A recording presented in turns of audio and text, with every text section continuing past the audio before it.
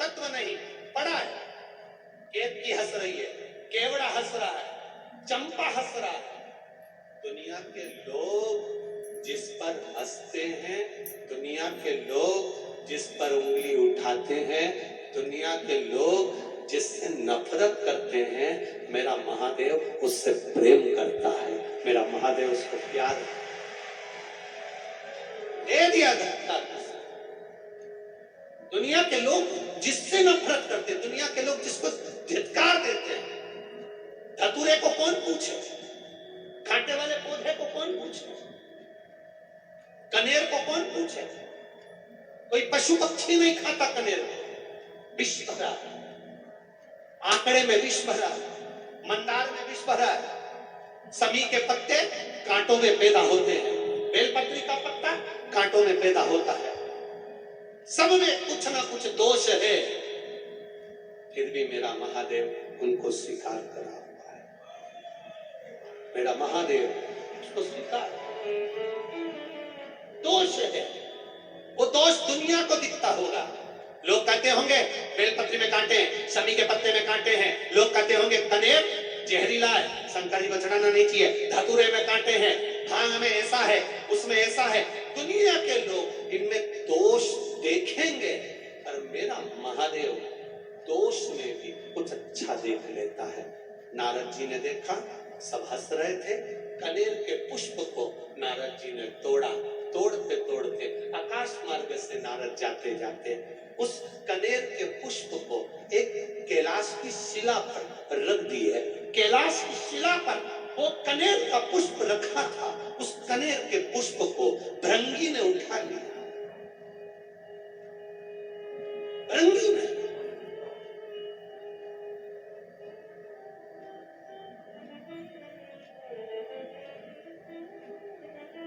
और भृंगी उस कनेर के पुष्प को उठा ले। श्रृंगी ने देखा कि भृंगी ने कनेर का पुष्प उठाया। श्रृंगी ने आवाज लगाकर कहा, भृंगी क्या कर रहे हो? भृंगी कह रहे, मैं जब महादेव से मिलकर आया था तो महादेव के आज चरणों में कोई पुष्प नहीं था। देवादिदेव महादेव के श्रृंगार में कोई पुष्प नहीं था। श्रृंगी ने कहा, ये पुष्प में सुगंध नहीं है,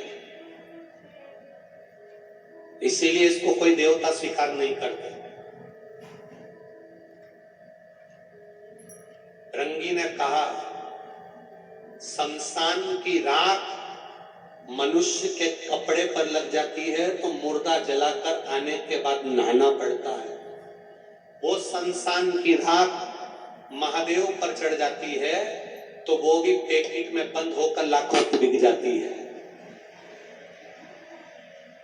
शमशान की राख मनुष्य के कपड़े पर लग जाए तो उसको शमशान से आकर नहाना पड़ता है। वो शमशान की राख महादेव पर चढ़ जाए तो वो भस्मी बन जाती है। शरीर पर महादेव के लगने के बाद जपती भभूत में है खजाना कुबेर का, उसकी भस्म से भी कुबेर का खजाना झड़ता है। तो ये कनेर भी कुबेर के खजाने से कम नहीं होगा, मेरा विश्वास कहता है, ये मेरा विश्वास है। भृंगी ने कनेर का पुष्प उठाया, ले गया। श्रृंगी दुमदुमी बजा रहा है।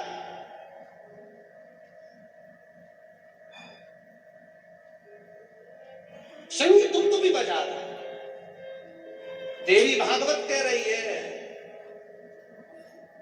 कूर्म पुराण कह रही है, कूर्म पुराण का 24वां अध्याय कह रहा है। भृंगी ने पुष्प उठाया और श्रृंगी दुमदुमी बजा रहा है।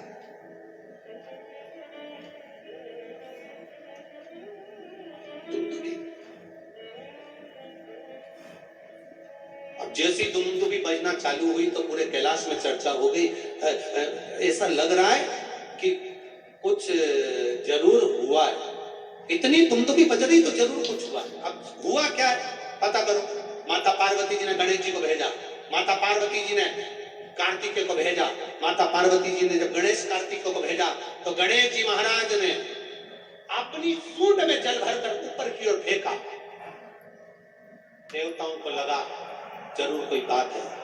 सारे देवता आकर खड़े हुए। हुआ क्या? दुंदुभी अचानक क्यों बजने लगे? अपने गांव में अचानक ढोल बजने लगे तो पता तो करना पड़ेगा कि हुआ क्या है, किसके घर छोड़ा हुआ, किसके यहाँ शादी हुई, किसके यहाँ क्या हुआ। तो मालूम पड़े कि साहब ना तो छोड़ा हुआ ना शादी हुई, फिर ढोल क्यों बजे? तो के साहब वो मांगने वाला कोई आया है तो वो आटा मांग रिया है तो ढोल बजा रिया है। तो क्या मांगने के लिए ढोल की क्या जरूरत पड़ गई? तो क्या लोगों की बेल बजाओ तो गाली दे, ढोल बजाओ तो ताली बजाओ, तो इसलिए ढोल बजा। तो इसने आखिर बात क्या है? दुंदुभी बजी तो क्यों बजी? दुंदुभी बजने का कारण क्या है? जो दुंदुभी का नाद पड़ा सारे देवता आकर खड़े हो गए। इतने में भृंगी ने एक कनेर का पुष्प, मात्र कनेर का, जिसमें विष भरा हुआ है, किसी काम का नहीं, जिसमें सुगंध तक नहीं है, जो कोई काम का नहीं था, उस कनेर के पुष्प को भृंगी ने देवाधिदेव महादेव के चरणों में जैसे ही रखा, पार्वती जी ने उस पुष्प को देखा, देखकर विचार करा, जो भी सुगंधित पुष्प आता था शिव जी के ऊपर चढ़ता था, भले इसमें विष भरा है, क्यों ना ये भी शिव पे चढ़े।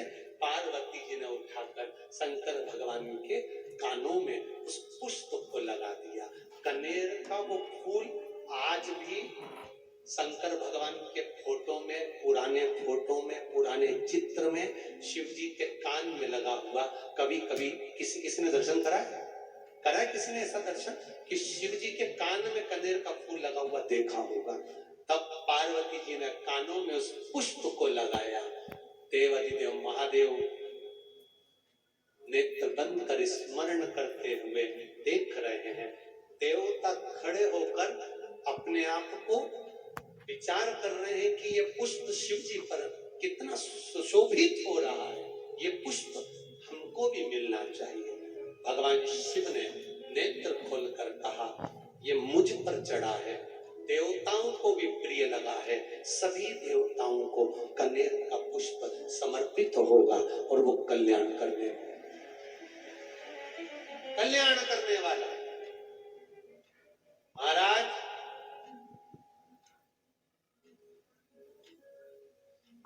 जहां पर पति और पत्नी के संबंध बेकार हो जाते हैं, विवाद हो जाता है, अदालत में बात पहुंच जाती है, परिवार वालों पर दहेज का केस चालू हो जाता है, कहीं ना कहीं किसी ना किसी रूप में कार्रवाई चालू हो जाती है, पति पत्नी में वापिस प्रेम को बढ़ाया जाए। उस प्रेम को बढ़ाने के लिए शंकर भगवान का समझ लीजिए शिवलिंग, कनेर के पुष्प की माला, काई के पुष्प की, कनेर का वो पीला जो फूल होता है, आप टीवी पर दर्शन कर रहे होंगे, कनेर के पुष्प की माला जो ऊपर जलाधारी लगी है, जिस जलाधारी में से बूंद बूंद पानी गिरता है, ये शंकर भगवान की 5 बेटियों का स्थान है। कौन कौन सी बेटी? नाम ले, जया, विषहरा, शामली वाली, दौतली और 5वें नंबर की देवी। ये शिव जी की 5 लड़की है जो पानी बूंद बूंद नीचे गिरा रही है। शंकर भगवान की बेटियों के स्थान से शंकर भगवान की जो ये जलाधारी है, जलाधारी अशोक सुंदरी वाला स्थान, ये जो जलाधारी है, बेटियों के स्थान से जलाधारी तक जो कनेर के माला बनाकर स्पर्श कर लगा देता है, शिवरात्रि के दिन प्रदोष काल के समय पर उस पति पत्नी में कितना भी झगड़ा हो रहा हो, आपस में प्रेम बनना प्रारंभ हो जाता है। अदालत का केस धीरे धीरे समाप्त होने अदालती कार्रवाई। यहां तक कहा गया कनेर का पुष्प, भाई भाई में विवाद हो रहा हो, जमीन के लिए विवाद हो रहा हो, किसी प्रॉपर्टी के लिए विवाद हो रहा हो, या किसी अन्य विवाद में पड़े हुए हो, या तुम्हारे दुश्मन बढ़ रहे हो, तो भी कनेर का पुष्प शिव को समर्पित किया जाता है। कनेर का सुख प्रदान, आनंद, जिसको कोई ना पाए उसको मेरा महादेव